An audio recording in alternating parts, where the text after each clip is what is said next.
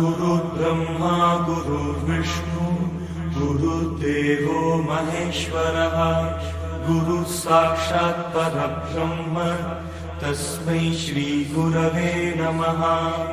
ॐ गणानां त्वा गणपतिं हवामहे कविं कवीनामुपमश्रवस्तमं ज्येष्ठराजं ब्रह्मणां ब्रह्मणस्पत आनश्रण्वन्नोतिभिस्सीदसादनम्।